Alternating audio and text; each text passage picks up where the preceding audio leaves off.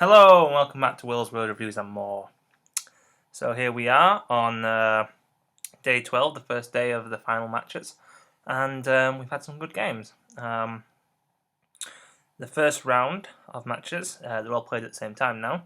They're on at 5 o'clock and 9 o'clock in the UK. And the first round was between Australia and Spain and Netherlands v Chile. And obviously this group had already been decided anyway. Australia and Spain were going home, and Netherlands and Chile were already through. But still, it threw up some interesting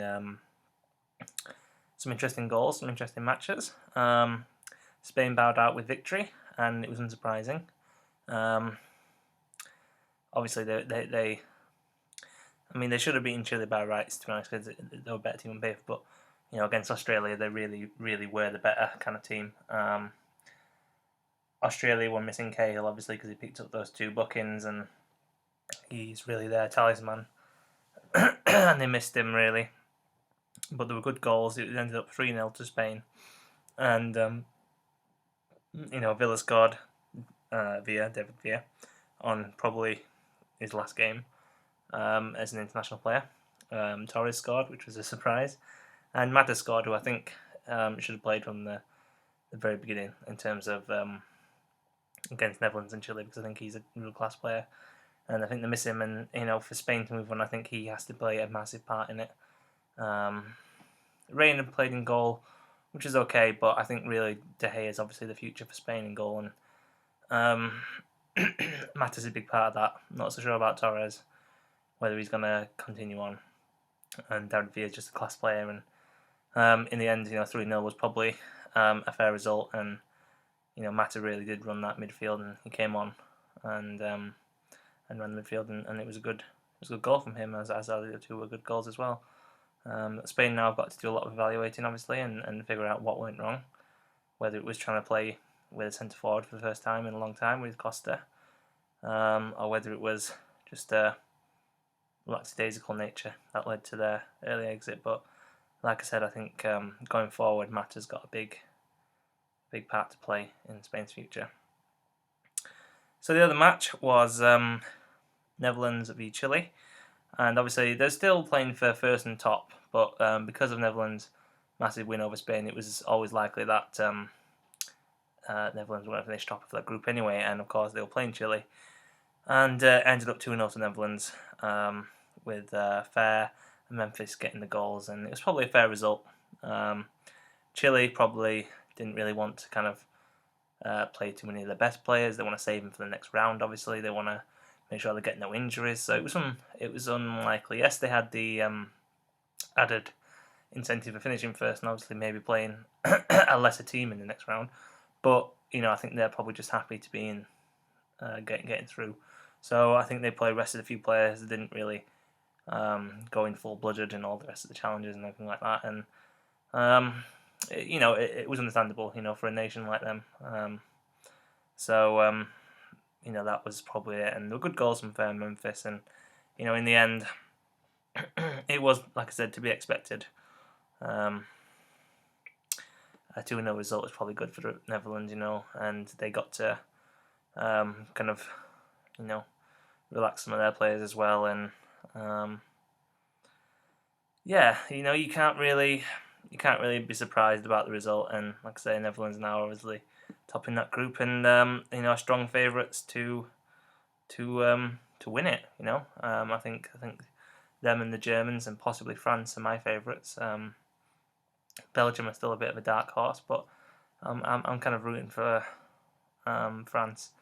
I think they're going to sneak up on a lot of people. And then the games this evening, of course, were Cameroon versus Brazil and Croatia v Mexico.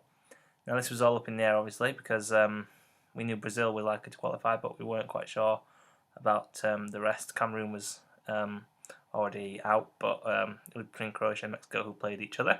So that would have been an interesting game, and it turned out to be a very interesting game after a really bland first half. Well, it wasn't bland, it was just a goalless first half. And then all these goals came in the second half. You had Marquez getting the goal for Mexico, and then Guardado putting them 2-0 up.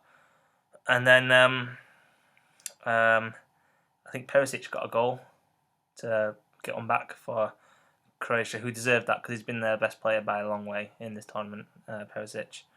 But then Rebic got his red card, and Hernandez got his obligatory goal for Mexico, which was a good finish from him. And obviously it ended up 3-1, and Mexico go through in second place because, as we'll get through, it's Cameroon v Brazil. Finals going, that one was 4-1 to Brazil, which is not expected. So obviously their goal difference was a lot better, which means, of course, they avoid a big gun, if you can call them big guns, because lots of shocks so far.